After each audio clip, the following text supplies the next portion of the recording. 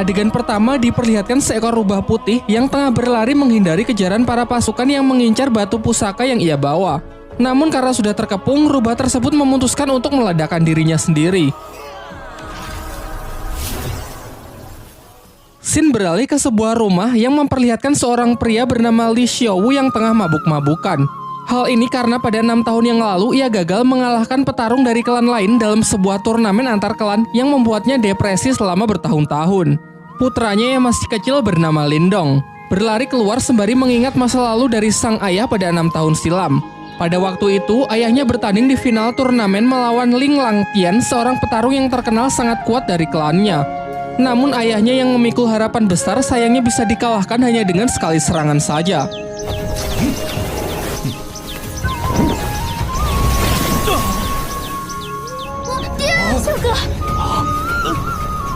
Tak hanya itu, Ling Langtian juga mengambil aura milik ayah Lindong. Singkat cerita, beberapa tahun pun telah berlalu dan Lindong kini telah tumbuh remaja. Pada suatu ketika, ia terlibat perkelahian dengan sepupunya yang bernama Ling San bersama teman-temannya yang membuat ia terperosok ke dalam jurang. Dirinya yang sudah terbaring lemas secara kebetulan darahnya menetesi sebuah batu pusaka peninggalan rubah di awal film, membuat batu itu hancur dan ia pun terjatuh. Di dalam gelapnya tempat itu, batu tersebut memancarkan cahaya keemasan yang membuatnya terbangun. Namun saat tersadar ia merasa heran dengan tanda bercahaya yang muncul di telapak tangannya serta luka-lukanya yang sudah sembuh. Saat ia pulang, adiknya yang bernama Qing Tan datang untuk mengajaknya bermain karena tak bisa tidur. Seusai bermain, ia juga langsung pergi. Saat Lindong terlelap tidur, kejadian aneh pun terjadi kembali. Ia bermimpi berada di sebuah dimensi biru gelap yang banyak terdapat pohon bambu. Saat ia masih kebingungan, tiba-tiba ia diserang sosok misterius yang perawakannya sangat mirip dengannya. Pertarungan pun tak terhindarkan, yang memperlihatkan kekuatan mereka benar-benar seimbang.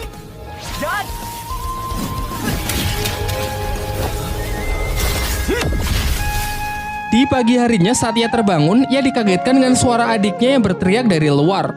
Ternyata kelompok Ling San datang dan mengganggu Qing Tan untuk merebut rumput obat yang ia bawa.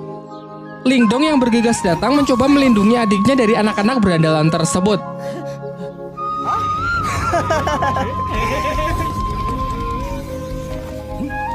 Diperlihatkan kemampuan Lindong yang sudah meningkat pesat mampu menangkis seluruh serangan dari Ling San. Hingga ia akhirnya menyadari bahwa ia telah mengaktifkan teknik rahasia yang bernama tinju 7 suara.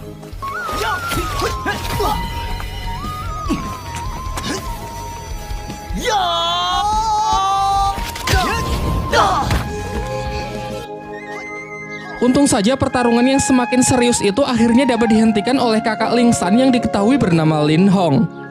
Sebelum pergi, ia menginfokan bahwa tak lama lagi akan diadakan turnamen di klan mereka untuk menentukan petarung terkuat di klan Lin. Lin Hong yang sangat percaya diri mengatakan bahwa setelah menang nanti ia akan menikahi Qing Tan. Saat kembali, sang ayah menunjukkan gerakan teknik tinju suara yang baik dan benar kepada Lindong.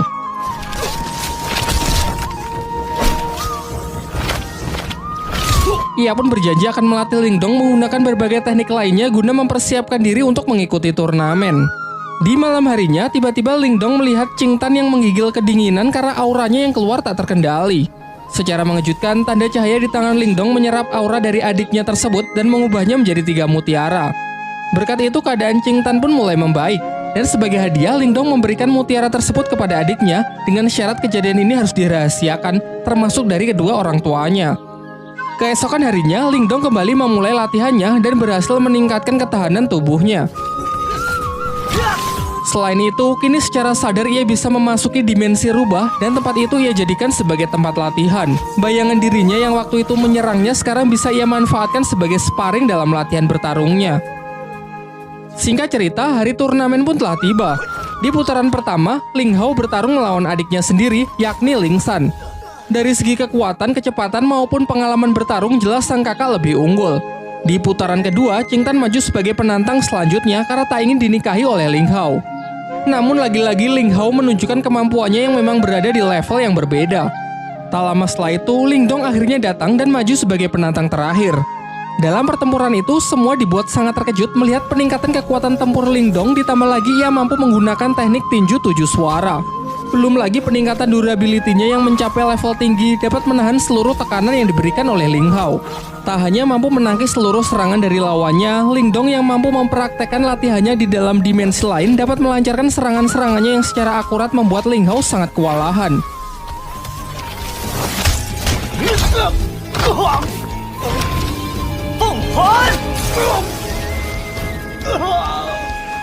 Dengan kemenangannya ini, Ling Donglah yang keluar sebagai juara dan dinobatkan sebagai petarung terkuat di generasinya.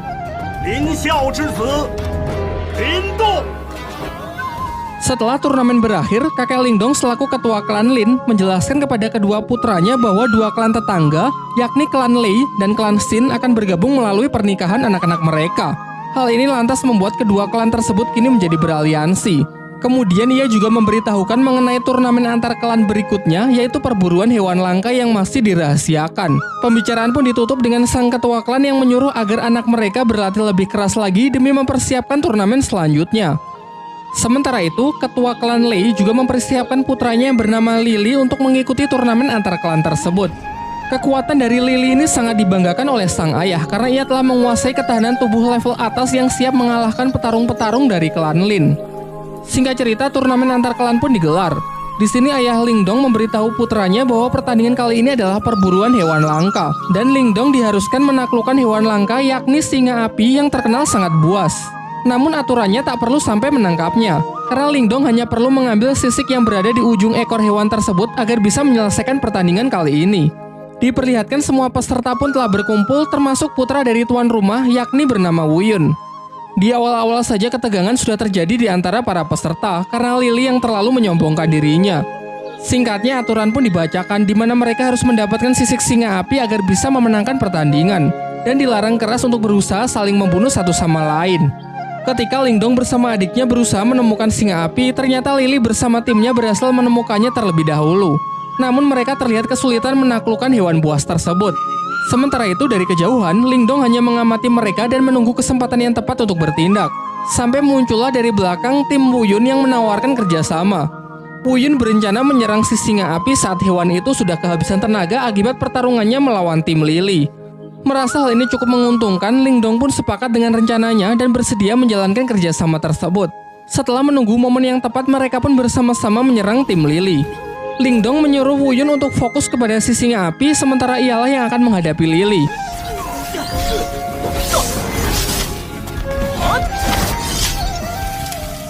Singkatnya, berkat kerjasama yang baik, Wu Yun mendapatkan kesempatan untuk menebas sisik singa api tersebut dan segera pergi meninggalkan medan pertempuran setelah mendapatkannya.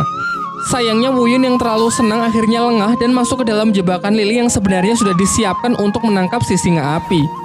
Saat Ling Dong menyusul, ia terlambat karena Lily sudah mengambil sisik singanya dan dengan kejam menendang Wu Yun hingga terperosok ke dalam sarang si singa api. Ling Dong yang memiliki jiwa setia kawan mengabaikan sisik singa itu dan segera menyusul Wu Yun untuk mencoba menyelamatkannya. Sedangkan Lily bersama timnya telah kembali dan dengan bangga menunjukkan sisik singa api yang telah ia dapatkan. Ia juga menceritakan bahwa Wu Yun dan Ling Dong mungkin tak akan kembali karena sudah mati akibat kecerobohannya terpeleset jatuh ke dalam sarang si singa api. Akan tetapi di tengah ketegangan itu, secara mengejutkan Ling Dong dan Wu Yun ternyata berhasil kembali dengan selamat. Tetapi Lily tetap yakin kalau ialah pemenangnya karena telah membawa sisik si singa api. Di sini semuanya dibuat kembali terkejut melihat Ling Dong dan Wu Yun yang justru membawa dua anak singa api. Kemudian Ling Dong menceritakan mengenai kejadian yang sesungguhnya, mengenai Lily yang sudah melanggar aturan dengan berusaha membunuhnya. Tapi setelah masuk ke dalam sarang singa api, di sana mereka malah menemukan dua anak singa api yang terlantar karena induknya mati setelah sisiknya diambil. Karena merasa kasihan, akhirnya mereka pun sepakat membawa dua hewan tersebut. Kini telah diputuskan bahwa ketiganya berhasil menyelesaikan pertandingan ini dengan baik. Namun tetap saja hanya akan dipilih satu pemenang di mana mereka diharuskan bertarung untuk menentukan siapa yang terkuat dan layak mendapatkan gelar Raja Pemburu. Akan tetapi ketua dari klan Lei yang sangat menginginkan bayi singa api yang merupakan hewan sangat langka, ia pun mengusulkan untuk membuat taruhan dengan pertarungan anak-anak mereka. Kesepakatannya, jika ketua Lei menang, maka bayi singa Ling Dong akan menjadi miliknya. Dan jika ia kalah, ia bersedia menyerahkan pabrik kayu milik klannya. Pernyataannya ini sontak membuat semuanya sangat terkejut karena pabrik kayu adalah aset yang sangat berharga milik klan Lei dan ia mau bertaruh demi bayi singa tersebut. Sempat terjadi kekhawatiran karena kepercayaan diri dari ketua Lei ini bukan tanpa alasan. Putranya tersebut memanglah terkenal memiliki kemampuan di atas rata-rata dari anak-anak lain. Namun Lindong menepis kekhawatiran itu dan siap menerima tantangan yang dilemparkan. Singkat cerita, pertarungan mereka pun dimulai. Di awal, Lily dengan bangga menunjukkan kalau dirinya telah mencapai kekuatan tingkat Yuan duniawi. Namun Lindong juga menunjukkan level yang sama dengan Lily yang membuat semuanya sangat terkejut. Terungkap bahwa ternyata kemarin sebelum berangkat turnamen, sang ayah memberi Lindong Mutiara Yin, yaitu semacam pil penambah aura. Diperlihatkan dalam pertarungan itu mereka pun saling menyerang dan menangkis. Mungkin karena masih belum terbiasa dengan kekuatan barunya, Lindong nampak masih kesulitan saat mengatur pola serangannya. Akan tetapi lambat laun ia berhasil mengendalikannya semakin baik untuk bisa mengimbangi Lily. Sampai ketika Lily menambah kecepatannya, barulah terlihat kembali Lindong yang dibuat kewalahan. Dengan peningkatan kekuatan yang signifikan serta teknik rahasia petir dari klannya yang tergolong tingkat atas, Lily terus melakukan pressing membuat lawannya hanya bisa bertahan. Lindong yang masih belum menyerah mencoba menyelaraskan kedua tangannya untuk menangkis dan menyerang, yang nampaknya lumayan efektif.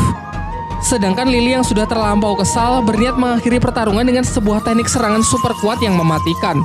Bahkan ia sempat mendapatkan peringatan bahwa ini bukanlah pertarungan hidup dan mati. Merasa bahwa Lily tak akan menghentikan serangannya, Lindong pun segera merapalkan beberapa segel tangan untuk merilis teknik yang disebut gerbang ajaib demi mengatasi serangan yang mematikan tersebut. Dan benar saja, teknik yang digunakan Lindong telah ia upgrade ke level 2 sehingga tidak hanya mampu menghalau serangan dahsyat dari Lily, juga cukup kuat untuk menghempaskannya dan membuatnya tak sanggup untuk bangkit kembali. Dengan kekalahan putranya tersebut, dengan kesal dan terpaksa ketua klan Lei pun harus rela menepati janjinya untuk menyerahkan pabrik kayu miliknya. Keesokan harinya, diperlihatkan Lindong dan adiknya tengah bermain dengan si harimau api yang mereka beri nama Si Oyen. Barulah di siang harinya, mereka memeriksa tambang kayu yang telah mereka menangkan. Namun terlihat tempat itu benar-benar hancur berantakan.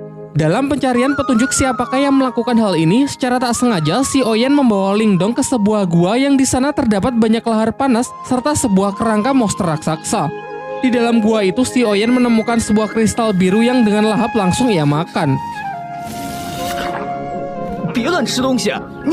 Sementara Lindong yang masih penasaran menemukan sebuah bunga yang memancarkan sinar.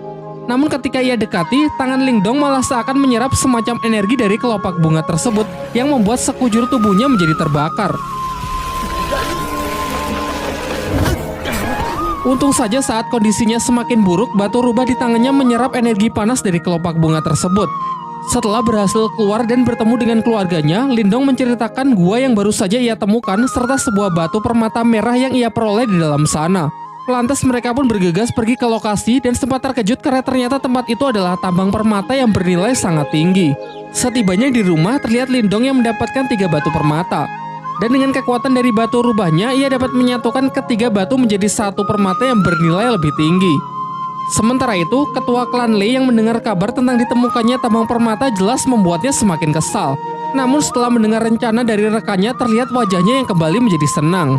Di lain waktu, ketika klan Lin sedang berbelanja berbagai macam kebutuhan klan, Lindong pergi ke sebuah toko barang antik di pusat kota untuk sekedar melihat-lihat. Di sana terdapat seorang kakek yang bernama Yandasi. Ia dapat melihat aura milik Lindong yang nampak tak biasa. Setelah Lindong membeli sebuah tas, tiba-tiba batu rubah di tangannya merespon sebuah energi yang berasal dari potongan kayu di toko tersebut.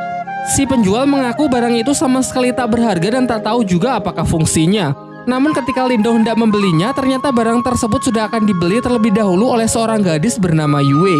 Lindong yang tak mau mengalah memaksa untuk tetap membelinya.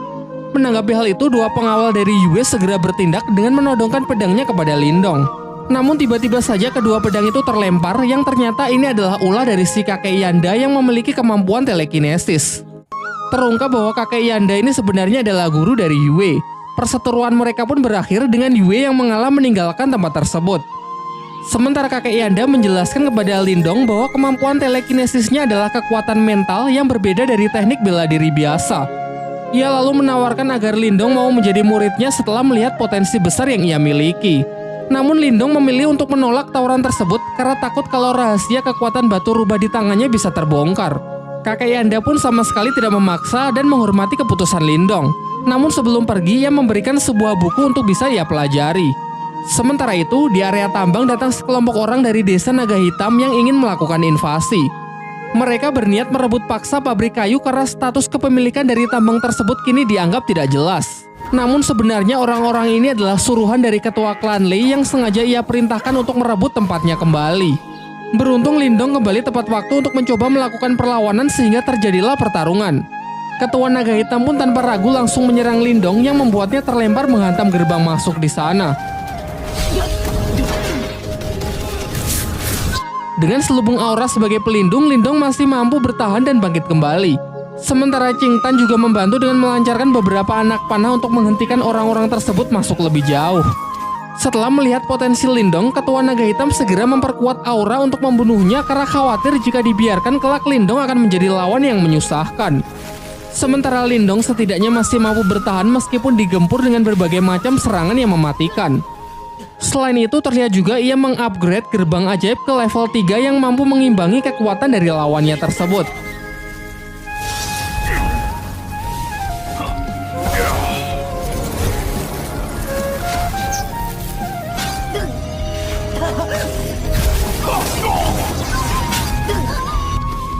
Ketika telah kehabisan energi, entah bagaimana Lindong mampu mengisi ulang energinya dengan menyerap energi alam. Ia pun meminta Qing Tan bersama Si Oyan agar mengulur waktu setidaknya sampai energinya terisi penuh. Jelas hal ini sama sekali tidak mudah, terlebih lagi karena bagaimanapun juga mereka telah kalah jumlah.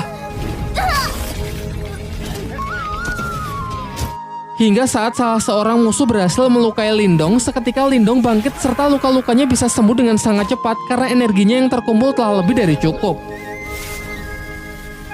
Dan benar saja, setelah bangkit kekuatan Lindong kini menjadi berkali-kali lipat sehingga di ronde kedua ini hanya dengan sekali pukulan ia dapat mengalahkan lawannya tersebut.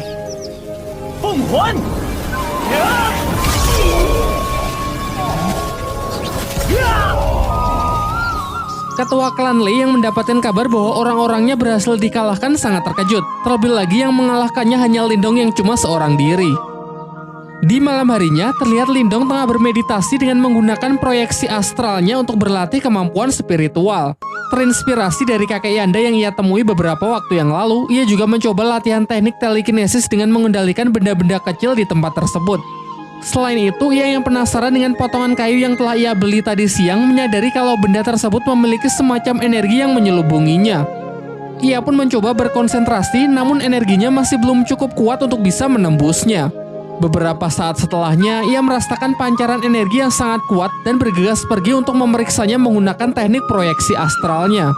Ternyata energi itu berasal dari kakeknya yang telah berhasil mencapai tingkat Yuan tahap awal. Ia pun lantas segera kembali ke tubuh aslinya untuk menemui sang kakek agar bisa memberikan ucapan selamat. Akan tetapi sang kakek justru menjelaskan bahwa ini hanyalah tingkat Yuan di tingkat awal. Masih ada beberapa tingkat lagi sebelum mencapai tingkat tertinggi. Kemudian ia mengungkapkan bahwa tadi ia sempat merasakan kekuatan mental teknik proyeksi astral yang mendekat, meskipun sesaat langsung menghilang. Namun di sini ia tak tahu kalau kekuatan itu adalah kekuatan milik Lindong. Topik pun berganti. Paman Lindong menyampaikan bahwa tadi ia mendapatkan undangan dari klan Lei untuk membahas mengenai sebuah kerjasama bisnis dengan klan Lin. Singkatnya, setelah cukup berdiskusi, mereka pun sepakat untuk menghadiri undangan tersebut. Keesokan harinya, mereka mendatangi rumah utama milik klan Lei. Namun hanya para tetua klan saja yang diperbolehkan untuk masuk. Di saat sedang menunggu, Lindong merasakan ada kekuatan mental yang sangat kuat di sekitarnya yang sedang menggunakan teknik astralnya untuk mengintai. Sementara di dalam ruangan, para tetua klan tengah membicarakan mengenai ajakan kerjasama membangun bisnis untuk keuntungan bersama dengan sistem bagi hasil. Akan tetapi klan Lin keberatan karena dalam kesepakatan itu, ketua klan Lei lah yang akan menjadi pemimpin. Sementara klannya hanya akan menjadi bawahannya saja. Di sini terbongkarlah kedok dari ketua klan Lei yang sebenarnya ingin menjadi penguasa di kota tempat mereka. Perdebatan itu pun semakin memanas yang malah membawa mereka dalam sebuah pertarungan.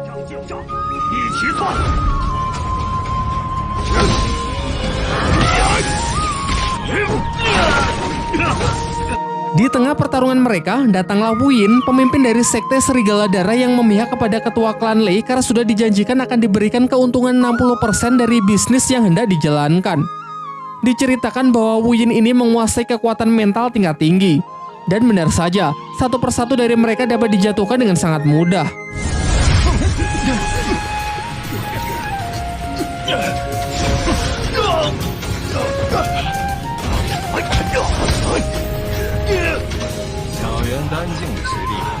Lindong pun tak tinggal diam, ia berusaha melindungi anggota klannya dengan melawan Guyin sendirian. Semuanya pun dibuat sangat terkejut karena Lindong ternyata juga menguasai teknik mental yang sudah berada di tingkat lumayan tinggi. Mereka lantas bertarung dengan sangat sengit. Terlihat Lindong meskipun masih pemula, ia mampu mengimbangi kecepatan dari Guyin.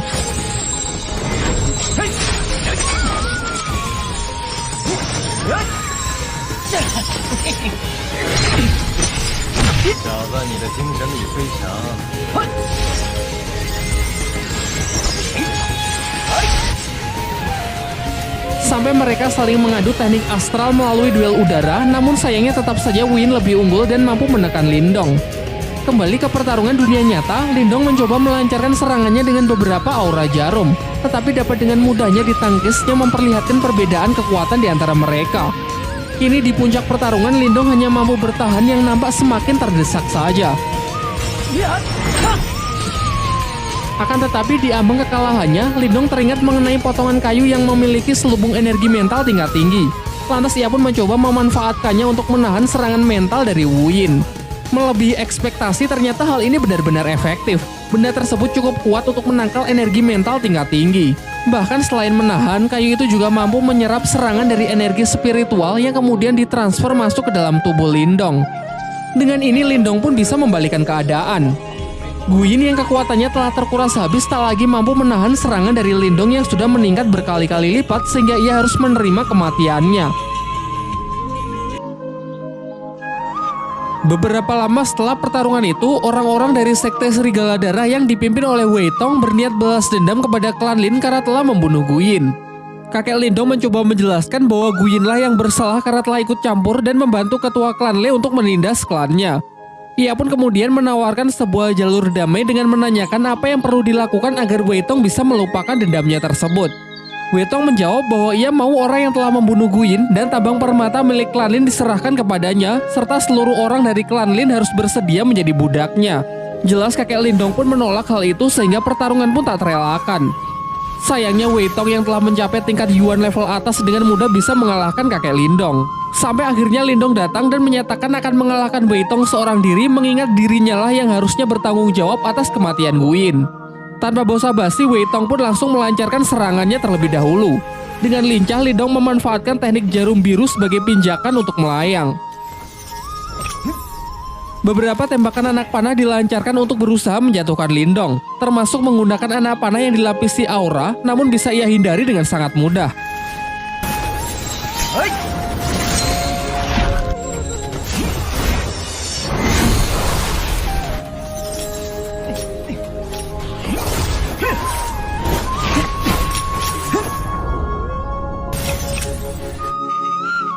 Sampai akhirnya Lindong dengan penuh percaya diri menawarkan sebuah perjanjian, yaitu 3 bulan dari sekarang ia bersedia bertarung sampai mati dengan Wei Tong. Kesepakatannya, jika ia kalah maka ia siap menerima hukuman apapun, serta aset pabrik kayu milik klan Lin akan rela ia serahkan.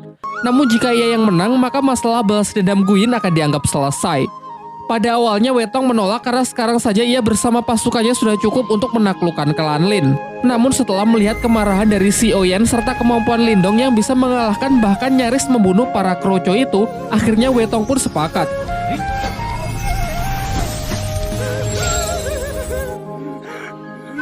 Tetapi ia merasa kalau 3 bulan terlalu lama, sehingga ia ingin mempersingkatnya menjadi 2 bulan saja. Setelah kepergian dari orang-orang sekte Serigala Darah, ayah dan kakek Lindong nampak cemas dengan perjanjian tersebut yang menurut mereka terlalu beresiko karena mempertaruhkan klannya. Namun Lindong menepis kekhawatiran itu dengan mengatakan bahwa ia akan berusaha semaksimal mungkin, mengingat ialah yang memang harus bertanggung jawab dalam kasus ini. Ia lalu meminta izin untuk pergi ke ibu kota lebih awal demi lebih banyak menuntut seni ilmu bela diri di sana. Akan tetapi sebenarnya ia juga punya alasan yang ia rahasiakan, yaitu mencari cara untuk melatih batu rubah di tangannya agar bisa sepenuhnya ia kendalikan. Keesokan harinya, Lindong pun berpamitan dengan semuanya meskipun terlihat sang adik sebenarnya tak rela jika kakaknya pergi sendirian. Singkatnya, Lindong pun berangkat ke ibu kota dengan menunggangi seekor kuda. Setelah tiba di ibu kota, ia mendapatkan informasi kalau di sana akan ada pelelangan benda-benda antik yang digelar untuk para bangsawan. Lindong yang tertarik berniat menghadiri pelelangan tersebut dengan harapan bisa menemukan barang bagus yang bisa berguna nantinya.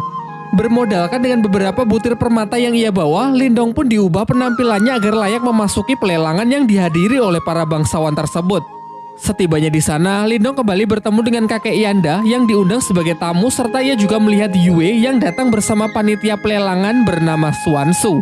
Dalam pelelangan tersebut, Lindong tertarik dengan sebuah tanaman langka yang mampu meningkatkan kekuatan spiritual seseorang. Semuanya sempat dibuat terkejut karena Lindong yang menawarnya dengan harga yang sangat mahal.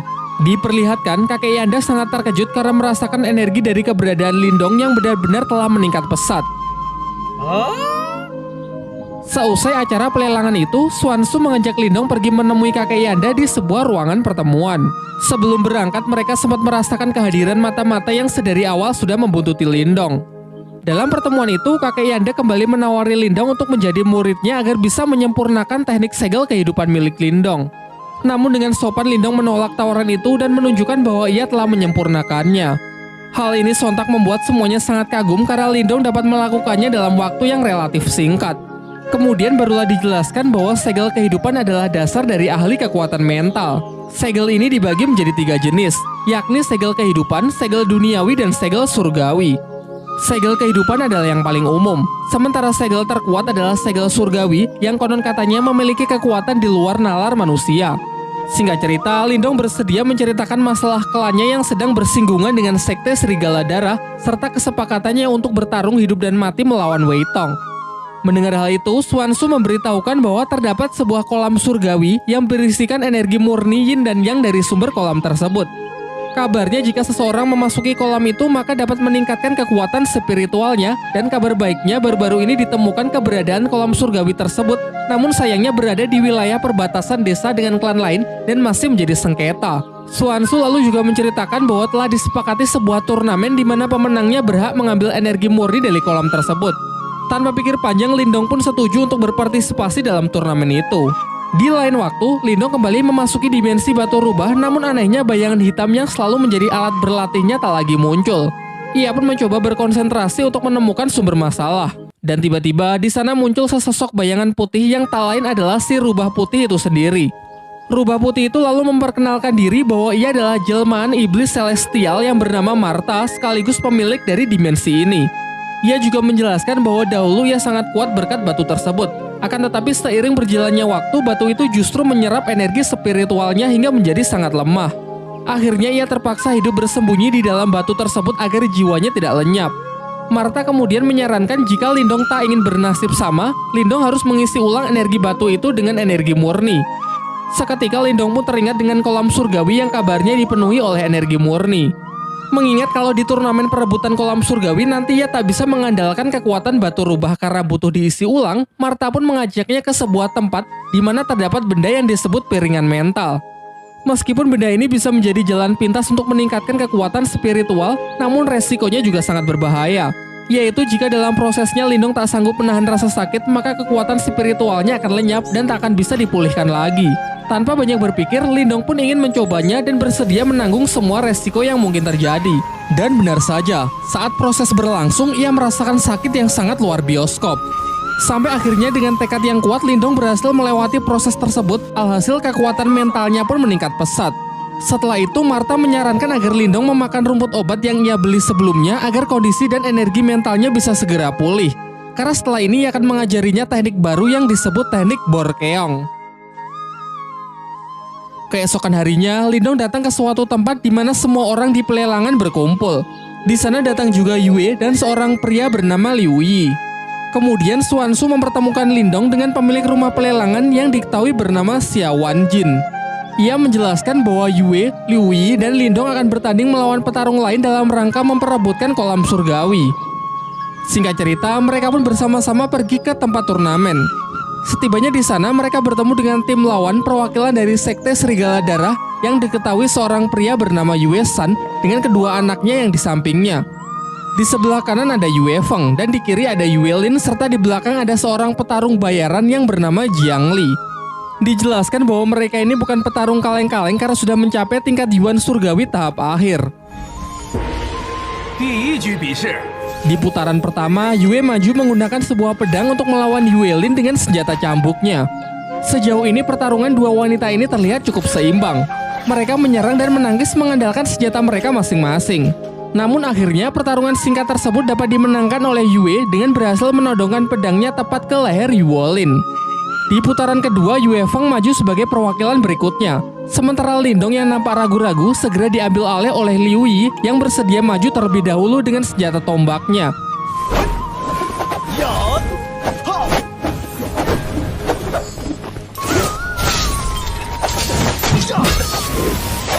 Di tengah pertarungan, Partha merasakan ada sebuah gejolak energi dari dalam kolam surgawi.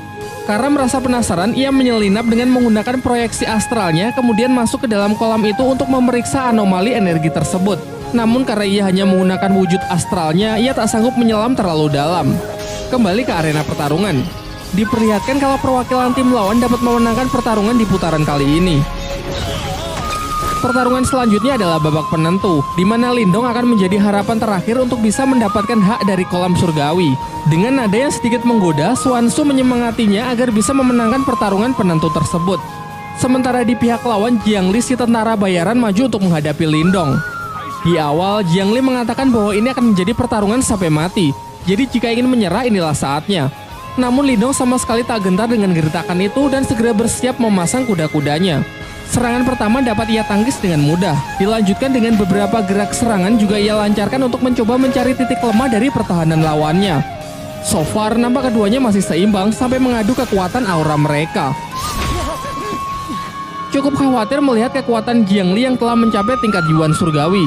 Namun tak kalah mengejutkan kalau menyaksikan energi mental tingkat tinggi Lindong yang seketika mampu menghentikan pergerakan lawannya. Dilanjutkan dengan serbuan jarum aura yang semakin merepotkan Jiangli.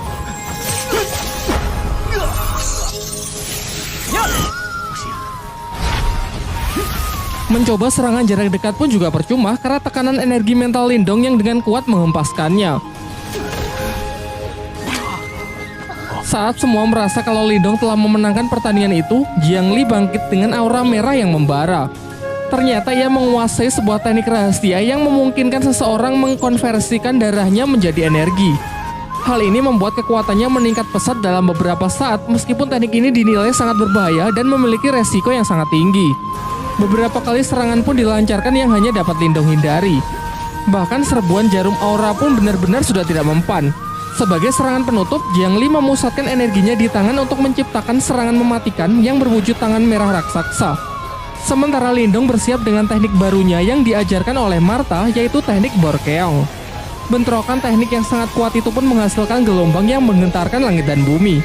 Namun saat debu telah menyingkir, terlihat Jiangli yang sudah mati langkah dengan 4 jarum Lindong yang diarahkan tepat ke lehernya. Sehingga dengan ini Lindonglah yang keluar sebagai pemenang dan memiliki hak atas kolam surgawi.